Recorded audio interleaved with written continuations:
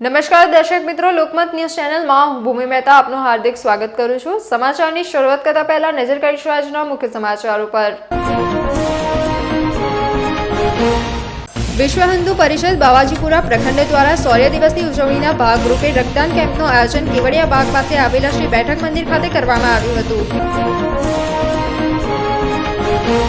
ખેલકૂદ મહોત્સવ ગુજરાત સંભાગ એકલ અભિયાન વનબંધુ પરિષદના ઉપક્રમે રાજ્ય સ્તરીય ખેલકૂદ મહોત્સવનું આયોજન કરવામાં આવ્યું। વડોદરા શહેર પોલીસ કમિશનર નરસિંહા કુમારના વરદ હસ્તે ખેલકૂદ મહોત્સવનું ઉદ્ઘાટન કરવામાં આવ્યું। હાલોલ વડોદરા રોડ પર ગુજરાત એસટી બસ અને ટ્રક વચ્ચે અકસ્માત સર્જાયો। હવે જોઈએ વિગતવાર સમાચાર। વિશ્વ હિન્દુ પરિષદ બાવાજીપુરા પ્રખંડ દ્વારા શૌર્ય દિવસની ઉજવણીના ભાગરૂપે રક્તદાન કેમ્પનું આયોજન કરવામાં આવ્યું હતું। વિશ્વ હિન્દુ પરિષદ બાવાજીપુરા પ્રખંડ દ્વારા શૌર્ય દિવસની ઉજવણીના ભાગરૂપે રક્તદાન કેમ્પનું આયોજન કેવડાબાગ પાસે આવેલા શ્રી બેઠક મંદિર ખાતે કરવામાં આવ્યું હતું। રક્તદાન એ જ મહાદાનના સંદેશા સાથે યોજાયેલા કેમ્પમાં મોટી સંખ્યામાં વિશ્વ હિન્દુ પરિષદ અને બજરંગ દળના ધર્મપ્રેમી કાર્યકર્તાઓ જોડાયા હતા। આ પ્રસંગે વૈષ્ણવ આચાર્ય પરમ પૂજ્ય 108 વાગેશ્વર કુમાર મહોદયશ્રીએ ખાસ ઉપસ્થિત રહી સર્વ ધર્મ પ્રેમીઓને શુભેચ્છા આશીર્વાદ આપ્યા હતા। માનવ સેવા પણ પ્રભુ સેવાનું એક અંગ છે। એ સનાતન સંસ્કૃતિ આપણને શીખવાડે છે। સનાતન ધર્મમાં એવું નથી કે માત્ર ઈશ્વરની આરાધના જ સર્વોપરી છે, પણ મનુષ્ય જીવનની રક્ષા કરવી એ પણ મનુષ્ય ધર્મ છે, એવું સનાતન ધર્મ દરેક વ્યક્તિને શીખવાડે છે।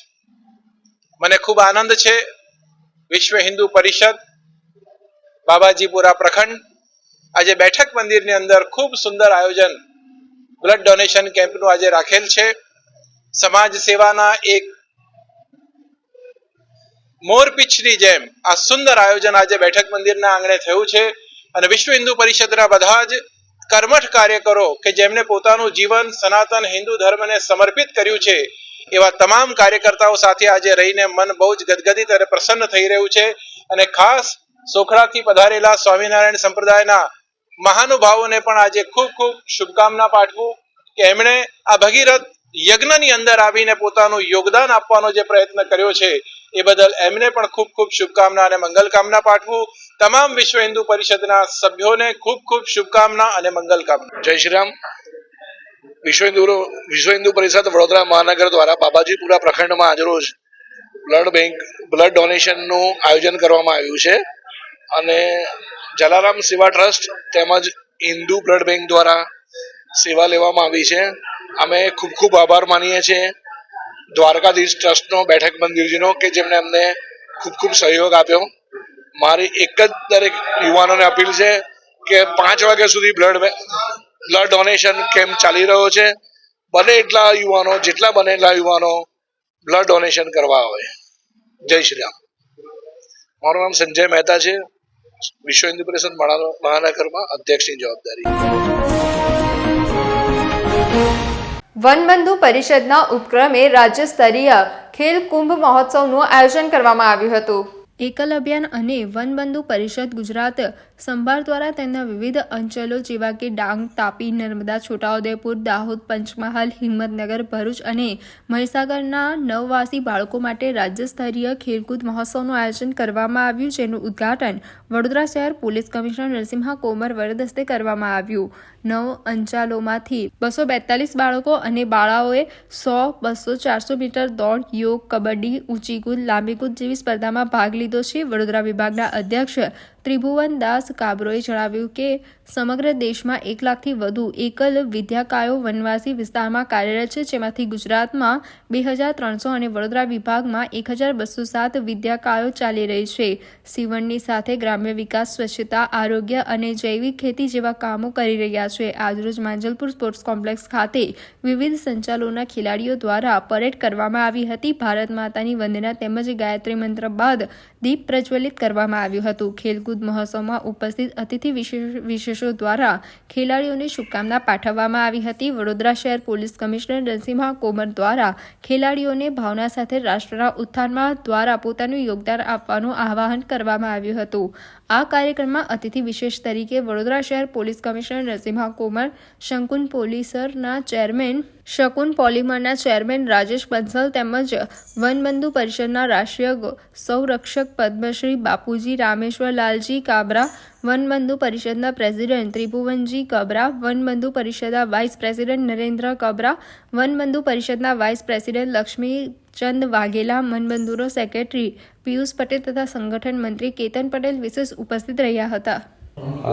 वनवासी कल परिषद FTS एकल विद्यालय आज गुजरात का खोल महोत्सव का प्रोग्राम है और इस प्रोग्राम में गुजरात के 9 अंचलों से बच्चे आए और इसके अंदर 50 metre, 100 metre, 150 metre, 200 metre, 300 metre, 400 metre और 600 मीटर की दौड़ होगी, कबड्डी होगी और अन्य तरह के खेल कूद होंगे.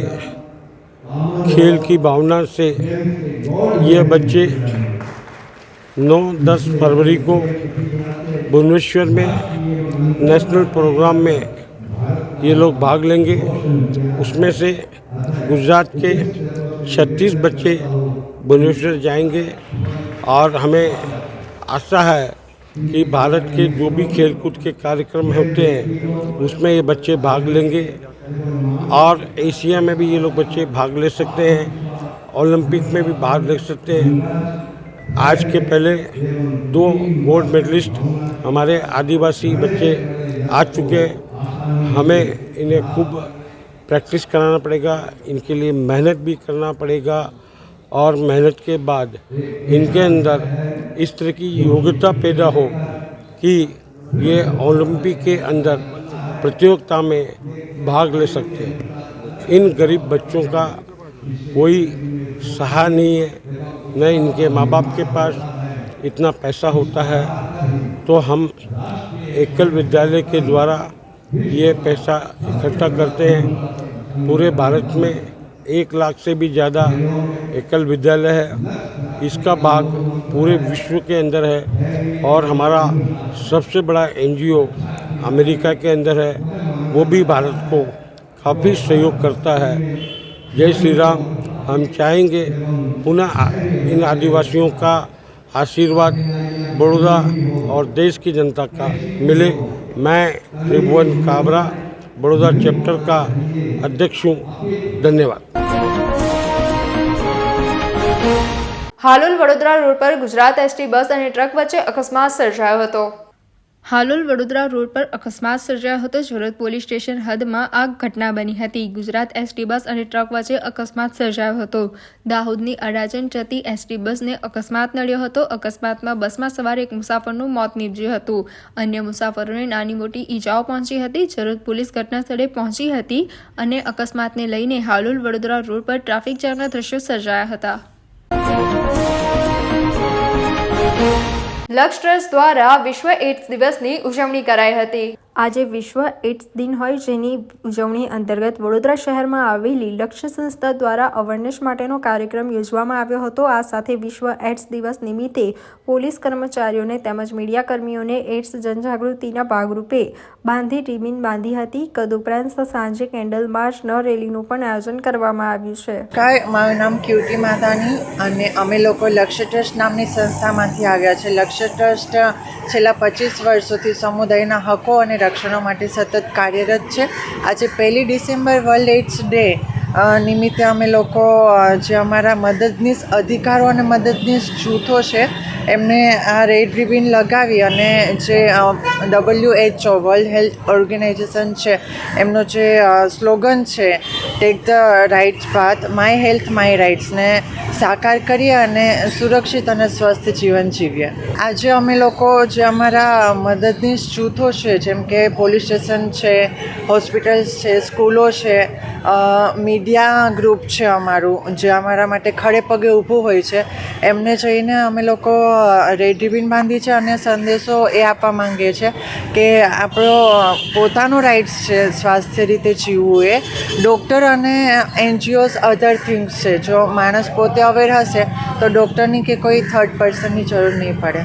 નમસ્કાર, મારું નામ જયંતિ પરમાર છે. આજે 1 ડિસેમ્બર વિશ્વ એડ્સ દિવસ જે સમગ્ર વિશ્વમાં મનાવવામાં આવે છે. એના મુખ્યત્વે બે મેઇન અમારા ફોકસ છે, જેમાં 2024 વર્લ્ડ એડ્સ ડેનું પહેલું જે મેસેજ છે કે ટેક ધ રાઇટ પથ, એટલે અધિકારનો રસ્તો અપનાવો. માય હેલ્થ માય રાઇટ્સ, એટલે મારું સ્વાસ્થ્ય મારો પહેલો અધિકાર છે, મારો મૂળભૂત અધિકાર છે. તો એના માટે અવેરનેસ માટે અમે લોકો અમારા જેટલા પણ સ્ટેક હોલ્ડર્સ છે, અમને જે પ્રોગ્રામમાં કામ લાગે છે, કશે ને કશે અમને સપોર્ટ કરે છે, એવા police station, paramedical staff, hospitals જેટલા પણ છે, ત્યાં અમે જઈએ છીએ, ત્યાં અમને રિબન સ્ટિચિંગ કરીએ છીએ, અમે એમનું સન્માન કરીએ છીએ. એમની સાથે અમે અમારો આ દિવસ ઉજવીએ છીએ અને એમને અમે મેસેજ આપીએ છીએ કે જે પણ વિશ્વ વર્લ્ડ એડ્સ ડેના દિવસે જેટલા પણ લોકો એચઆઈવીથી મૃત્યુ પામ્યા છે એ લોકો માટે એક શ્રદ્ધાંજલિ રૂપે એક કાર્યક્રમ ઉજવવામાં આવે છે. બીજું છે કે અધિકારો, હવે જેટલા પણ લોકો એજ્યુકેશન છે પણ છતાં પણ ઘણા બધા લોકોને હજુ સુધી એચઆઈવી વિશે, એડ્સ વિશે ઘણી બધી માહિતી નથી, કાં તો છે તો અધૂરી છે. તો એ લોકોને સાચો મેસેજ મળે અને બીજા લોકો સાથે જે લોકો ઇન્ફેક્શન ધરાવે છે એ લોકો સાથે કોઈ પ્રકારનો ભેદભાવ કે કલંકનું સમાજમાં નિર્માણ ના થાય, એવી પરિસ્થિતિ ના ઊભી થાય. અને જે લોકો એચઆઈવી માટે કામ કરે છે એ લોકોને સપોર્ટ વધારે મળે અને વધારે આપણે આપણા દેશમાંથી એચઆઈવીને ના જે ઇન્ફેક્શન છે એને કંટ્રોલ કરી શકીએ અને મેનેજ કરી શકીએ અને એચઆઈવીથી કોઈનું મૃત્યુ ના થાય. એ આપણો મુખ્ય ઉદ્દેશ્ય છે કામ કરવાનો. મારું નામ જયંતિ પરમાર, પ્રોજેક્ટ મેનેજર, લક્ષ્ય ટ્રસ્ટ વડોદરા. પૂર્વ કાઉન્સિલર અનિલ પરમારે ગતરોજની રાત્રિએ આખરી શ્વાસ લીધો હતો. આજરોજ તેમની અંતિમ યાત્રા તેમના નિવાસસ્થાનેથી નીકળી હતી. નિખાલસ વ્યક્તિત્વ ધરાવતા પૂર્વ કાઉન્સિલર અનિલ પરમારે ગતરોજની રાત્રે આખરી શ્વાસ લીધા. આજરોજ તેમની અંતિમ યાત્રા તેમના નિવાસસ્થાનેથી નીકળી હતી. કોંગ્રેસના મ્યુનિસિપલ કાઉન્સિલર રહી ચૂકેલા અનિલ પરમાર લાંબા સમયથી કિડનીની બીમારીથી પીડાઈ રહ્યા હતા. થોડાક વર્ષો અગાઉ જ તેમને કોંગ્રેસ છોડી ભારતીય જનતા પાર્ટીનું ખેસ ધારણ કર્યું હતું. જ્યારે તેઓ કોંગ્રેસના મ્યુનિસિપલ કાઉન્સિલર હતા ત્યારે પોતાના મત વિસ્તારના લોકોની અનેક સમસ્યાઓનું નિરાકરણ લઈ આવ્યા હતા અને ત્યારબાદ ભારતીય જનતા પાર્ટીનો ખેસ ધારણ કર્યા બાદ પણ પોતાના મત વિસ્તારના લોકોના કામો કરવામાં તત્પર રહેતા હતા. તેમની અંતિમ યાત્રામાં રાવપુરા વિધાનસભાના ધારાસભ્ય, સરકારના મુખ્ય દંડક બાલકૃષ્ણ શુક્લ, વડોદરાના સાંસદ ડોક્ટર હેમાંગ જોશી, પૂર્વ મેયર નિલેશ રાઠોડ, વડોદરા શહેર કોંગ્રેસ સમિતિના પૂર્વ પ્રમુખ પ્રશાંત પટેલ, વોર્ડ નંબર 13ના મ્યુનિસિપલ કાउंसलर बालू सुरवे, अमित घोटीकर તેમજ अन्य अग्रणियों उपस्थित રહ્યા હતા. बहुत ही ग्रास रूट लेवल के हमारे समाज सेवक और पूर्व कॉर्पोरेटर अनिल भाई का एक दुखद हमारे बीच से उनकी विदाई हुई है. उनके सुपुत्र वो भी एक बहुत ही यशस्वी पथ पर आगे बढ़ रहे हैं, खुद कॉम्पिटिटिव एग्जाम की तैयारी कर रहे हैं और इनका स्वभाव पहले से ही एक समाज सेवी के रूप में हर एक नागरिक जो उनके पास कोई प्रश्न लेके आता था उनको मजबूती से आगे रिप्रेजेंट करना और कहाँ सरकार से नहीं हो रहा तो समाज को जोड़ के कैसे उनके प्रश्न का निराकरण आए, उस प्रकार से उन्होंने हर हमेश प्रयत्न किया है. आज उनके परिवार के साथ हम सब भी शामिल होकर उनकी आत्मा को शांति मिले ऐसी प्रार्थना करते हैं. और आज वडोदरा ने एक अच्छे समाज सेवी को गुमाया है, उसका भी वडोदरा को एक दुख है. मैं आपके माध्यम से उनके परिवार को शक्ति प्रदान करे ऐसी महादेव को प्रार्थना करता हूँ और उनकी आत्मा को शांति मिले ऐसी मैं भगवान को प्रार्थना करता हूँ. आज मेरे बीच में मेरे मत विस्तार के मेरा बच्चा जैसा अनिल भाई परमार नहीं है. मुझे खूब दुख हुआ है. उसके आत्मा को संतोष मिले और आने वाले दिन में और उसके फैमिली को खूब उसको आश्वासन मिले और प्रभु उसका आत्मा को जहाँ भी हो स्वर्ग मिले. साथ ही साथ मुझे बहुत दुख हुआ, मेरे दलित आगेवान थे, उसकी विचारधारा समाज सेविका की थी. आज उसकी वो अमर, हम उसका जो अधूरा कार्य है जो जहाँ भी हो, भले हम बिन पक्ष में थे लेकिन आज भी उसके अधूरा कार्य हम संपूर्णपणे समाज को साथ के रख के पूरा करेंगे. ખૂબ જ દુઃખદ અને આઘાતજનક સમાચાર ફક્ત અમારા માટે નહીં પણ સમગ્ર પૂર્વ વિસ્તાર જે અનિલભાઈને ખૂબ જ માનતો હતો કે એક લોકનાયક, એક લોકસેવક કે જેમને પોતાની પૂરું જીવન લોકોની સેવા, લોકોની પરવા, લોકોની ચિંતા કરીને, અને પોતે કાઉન્સિલર હતા ત્યારે પણ એમને 24 કલાક તમે જોઈ શકતા, તમે પણ સાક્ષી છો એના કે અનિલભાઈ કેવા કામો કર્યા છે. કોરોનાનો સમય હોય, પૂર આવ્યું હોય વિસ્તારમાં, ગમે તે કપરી પરિસ્થિતિની અંદર અનિલભાઈ લોકોના દિલની અંદર જગ્યા બનાવી હતી કે આજે પણ તમે જોઈ શકો છો. આજે એમની અંતિમ યાત્રામાં એટલા યુવાનો, એમના ચાહકો, એમના મિત્રો મોટા પ્રમાણમાં આવ્યા છે. એનું એક જ કારણ એ છે કે અનિલભાઈ ખરેખર આજે તો કદાચ આપણે અંતિમ દર્શન એમના કરીએ છીએ, પણ લોકોના દિલમાં હંમેશા માટે કાયમ અનિલભાઈનું નામ રહેશે. અમારા જેવા યુવાનો માટે હંમેશા પ્રેરણાદાયક રહ્યા છે. મેં પણ જ્યારે 23 વર્ષની ઉંમરે મેં રાજકારણમાં કારકિર્દી શરૂ કરી, મારા ગુરુ કહેવાય, મારા વડીલ કહેવાય એવા અનિલભાઈ પરમારે મને ખૂબ સાથ સહકાર આપ્યો છે. આજે 10 વર્ષ સુધી અમે સાથે રહ્યા. ત્યારે કહેવાય કે અમારી અનિલ અને અજયની જોડી પૂર્વ વિસ્તારની અંદર કદાચ આજે છૂટી છે. મને ખૂબ ખેદ છે, મને ખૂબ દુઃખ થાય છે કે એક બાપ દીકરા જેવી જોડી હતી ને એક વડીલ તરીકે હતા, પણ કુદરતનો નિયમને આપણે કોઈ ટાળી ના શકીએ. બધા તમે પણ જાણો છો કે બધા મિત્રો આજે હાજર છે એક જ કારણથી કે અનિલભાઈએ ખરેખર જે કામો કર્યા છે, જે લોકો વચ્ચે જે પોતાના દિલમાં, લોકોના દિલમાં જે જગ્યા મેળવી છે, એનું એક જ રીઝન છે કે એમને 24 કલાક લોકો માટે સમર્પિત રહ્યા, લોકોની સેવા કરી. લોકનાયક તરીકે હંમેશા અનિલભાઈનું નામ અમર રહે છે. એટલે એવી હું તમામને પ્રાર્થના કરું છું કે અનિલભાઈને સદગતને આત્માને શાંતિ મળે, અમને વૈકુંઠ ધામમાં વાસ થાય એવી આપ સૌ વડોદરાવાસીઓ અને પૂર્વ વિસ્તારના નગરજનો જે હાજર રહ્યા છે તમામનો આભાર માનું છું. અને આપણે પ્રાર્થના કરીએ કે સદગતની દિવંગત આત્માને શ્રદ્ધાંજલિ આપીને એમને વૈકુંઠ ધામ પામે એવી આપણે પ્રાર્થના કરીએ. અનિલભાઈ પરમાર અમારી જોડે 5 વર્ષ કામ કરેલું, ખૂબ સેવાભાવી, પ્રેમળ સ્વભાવના, અને લોકોનું વધારે કેટલું કામ થાય એમાં એમને બહુ ઇન્ટરેસ્ટ હતો. અને આજે આપણામાંથી ગયા છે. એમના ઘરવાળા પર જે દુઃખ આવ્યું છે એમાં ભગવાન એમને શક્તિ આપે અને મારા વતીને એમને શ્રદ્ધાંજલિ આપે. ગતિશક્તિ વિશ્વવિદ્યાલયના દ્વિતીય દીક્ષાંત સમારોહ યોજાયો હતો. ગતિશક્તિ વિદ્યાલયના આ દ્વિતીય દીક્ષાંત સમારોહમાં કેન્દ્રીય રેલવે મંત્રી અને યુનિવર્સિટીના કુલાધિપતિ શ્રી અશ્વિની વૈષ્ણવની ગરિમામય ઉપસ્થિતિમાં 239 વિદ્યાર્થીઓને વિવિધ વિદ્યાશાખાની પદવી એનાયત કરવામાં આવી હતી. ગતિશક્તિ વિદ્યાલયના યુવા પદવીધારકોને વિકસિત ભારત @2047ના નિર્માણમાં મહત્વપૂર્ણ ભૂમિકા નિભાવવા આહ્વાન કર્યું હતું. વધુમાં તેમણે જણાવ્યું હતું કે ટ્રાન્સપોર્ટ અને લોજિસ્ટિક્સ ક્ષેત્રમાં કારકિર્દી શરૂ કરવા જઈ રહેલા વિદ્યાર્થીઓના જીવનમાં આજથી એક નવો અધ્યાય શરૂ થવા જઈ રહ્યો છે. રેલવે મંત્રીશ્રીએ પદવીધારકોને માર્ગદર્શન આપતા કહ્યું કે ભવિષ્યમાં તેઓ જ્યાં પણ કાર્ય કરે હંમેશા સૌ એક વાત યાદ રાખે કે તેમની મહેનત, શિસ્ત અને સારા ઈરાદા સાથે સમાજમાં, રાષ્ટ્રમાં શું યોગદાન આપે છે તેના પર તેમની સફળતાનો આધાર રહેશે. મુખ્યમંત્રીશ્રીએ જણાવ્યું હતું કે વડાપ્રધાન શ્રી નરેન્દ્રભાઈ મોદીની પ્રેરણાથી શરૂ કરાયેલી ગતિશક્તિ વિશ્વવિદ્યાલય દેશભરના ટ્રાન્સપોર્ટ અને લોજિસ્ટિક્સ સેક્ટરના સુનિયોજિત વિકાસ માટે બહેતરીન લોજિસ્ટિક્સ સેવાઓ વધુ સુદ્રવ્ય કરીને કોમ્પિટિશન બેઝ ઇકોસિસ્ટમ તૈયાર કરવામાં આવવું કદમ ગણાવવાનું હતું.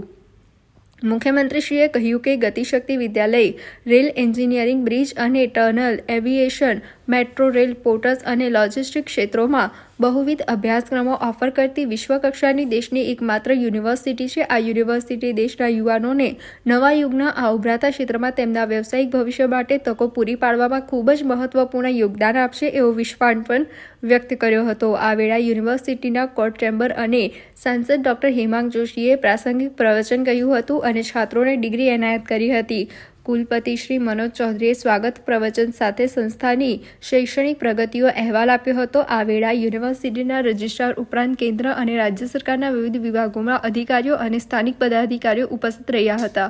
आज लेकिन भारत में ऐसा नेतृत्व है, आज भारत में इस तरह का एक विजन है जिसमें आपके भविष्य के लिए, आपके जीवन को बेहतर बनाने के लिए जो कुछ भी करना है वो सब सरकार की तरफ से, एजुकेशनल इंस्टीट्यूशंस की तरफ से, समाज की तरफ से करने के लिए बहुत बड़ा प्रयास है, बहुत बड़ी तत्परता है. इसीलिए जब माननीय प्रधानमंत्री श्री नरेंद्र मोदी जी ने अपने विजन को सामने रखा कि दुनिया में इतनी बड़ी ट्रांसपोर्टेशन की इंडस्ट्री है, aviation, railway, metro, ports, airports, supply chain की लॉजिस्टिक्स, हाईवे, इतनी बड़ी लॉजिस्टिक्स ट्रांसपोर्टेशन की इंडस्ट्री, क्या उसके लिए एक भी यूनिवर्सिटी भारत में नहीं?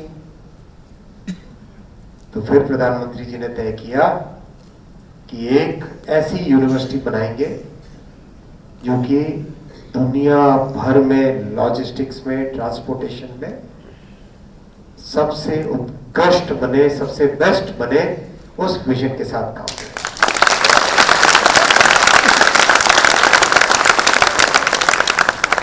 शुरुआत हुई एनआरटीआई से। एनआरटीआई एक अच्छा अनुभव आया उससे। उस अनुभव से सीख के 2 साल पहले प्रधानमंत्री जी ने कहा कि नहीं, अब इसको सेंट्रल यूनिवर्सिटी बनाना चाहिए और इसके जितने रिसोर्सेज चाहिए इंफ्रास्ट्रक्चर के लिए, रिसर्च के लिए, इंटर्नशिप के लिए, ट्रेनिंग के लिए, एजुकेशन के लिए, वो सारे के सारे रिसोर्सेज लगा देने चाहिए। और फिर पार्लियामेंट के बिल के माध्यम से ये बनी सेंट्रल यूनिवर्सिटी और इसका नामकरण स्वयं प्रधानमंत्री जी ने किया गति शक्ति।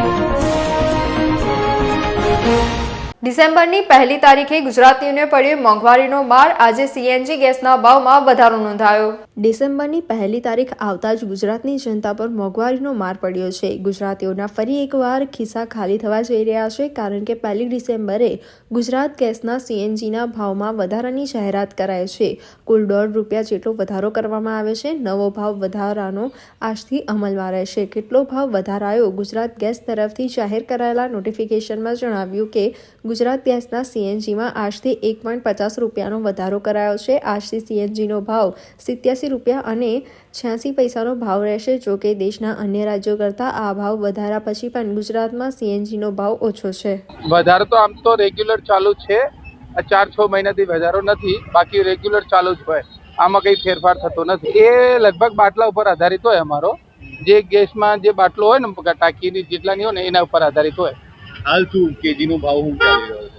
અહીંયા તો 79 છે અને અલગ અલગ પછી બીજો અડાણી વાળો આવે ₹76 આવે, 75-76 અડાણી વાળાનો ભાવ આવે. ભાવ વધારાને જોઈને તો સીએનજી સસ્તું પડે. આમ તો પબ્લિકમાં જે અમારા ધંધાદારી માણસ હોય એના માટે સીએનજી સસ્તું પડે, પણ એનો કોઈ નિકાલ નથી, કેમ કે અહીંયા ગેસ મળે, આગળ કોઈ જગ્યા ગેસ છે નથી, એટલે ના છૂટકારે અમારે અહીંયા લાઈનમાં ઊભો રહેવું પડે પાછળ. તો ભાષામાં કહેવા માંગુ છું, આ મોંઘવારીમાં નહીં પોસાતું. ઘરદાર કેવું ચલાવવાનું? ભાડેથી રહીએ છીએ મકાનોમાં, ભાડું ભરીએ કે પછી ગેસ ભરીને ધંધો કરીએ. ધંધામાં કોઈ ટેકાનું છે નહીં.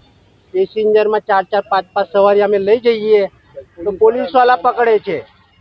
પોલીસવાળા દંડ ભરાવે છે, ₹500 લે છે.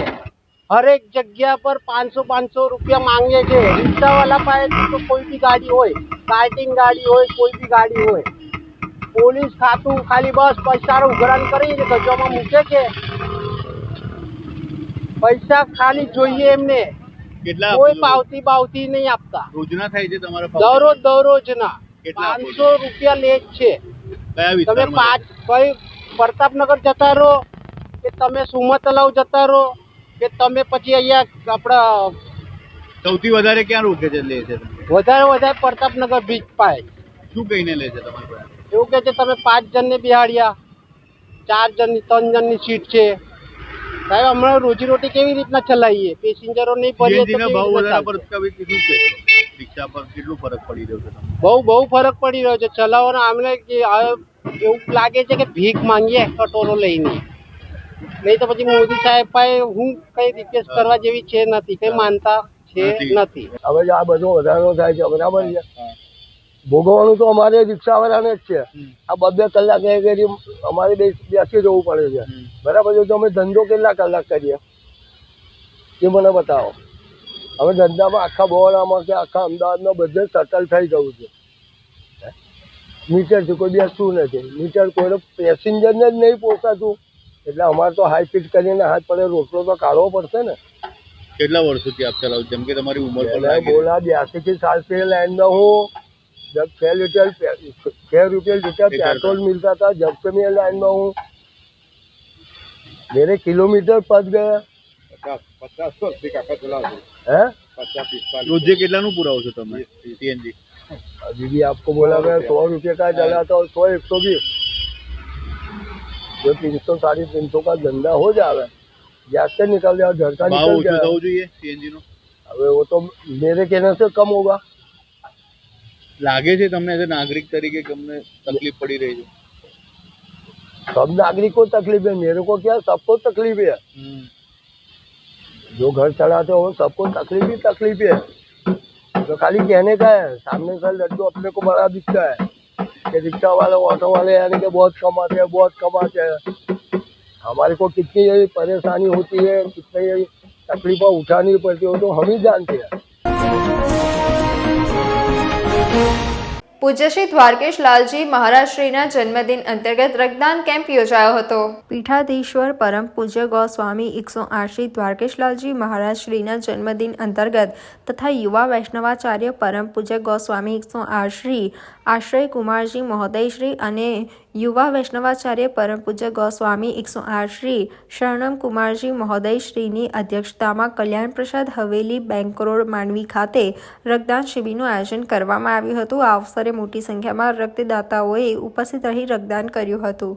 આજ રોજ ડિસેમ્બર 1 પરમ પૂજ્ય ગોસ્વામી 108 શ્રી દ્વારકાધીશ મહારાજશ્રીનો તારીખ પ્રમાણે જન્મદિવસ નિમિત્તે વીકો અને કુષ્ટીઓ દ્વારા વર્ષોથી બ્લડ ડોનેશન કેમ્પનું આયોજન કરવામાં આવેલ છે, આવતા રહ્યા છે. આજરોજ પણ ભવ્ય રીતે હિન્દુ બ્લડ બેંકના સહયોગથી બ્લડ ડોનેશન કેમ્પનું આયોજન કરવામાં આવેલ છે.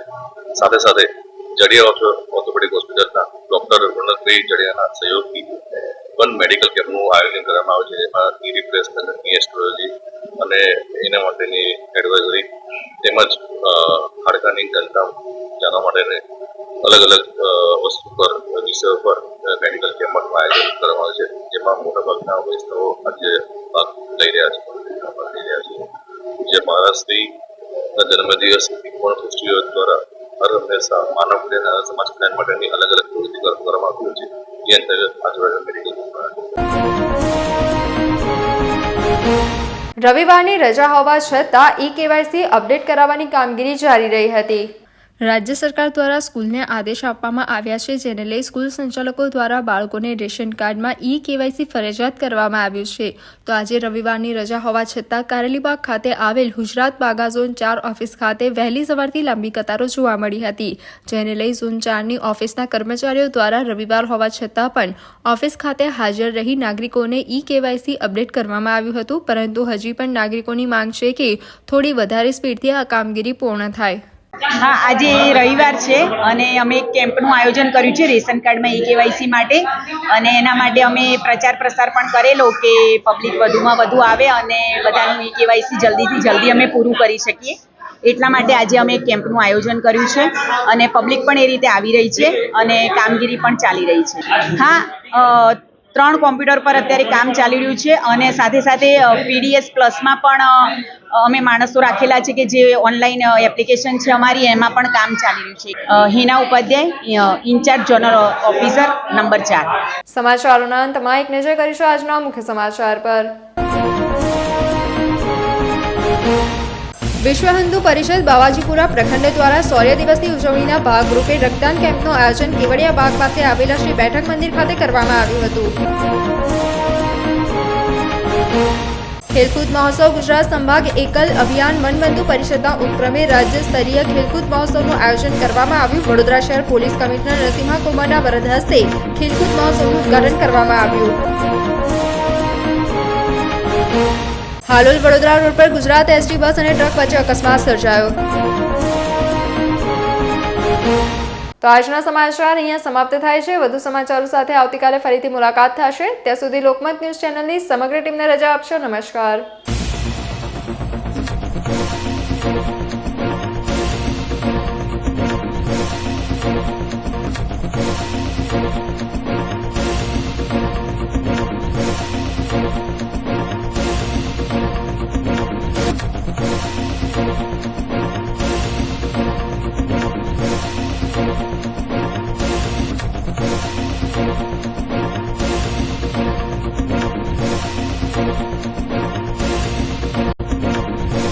સમાચારોના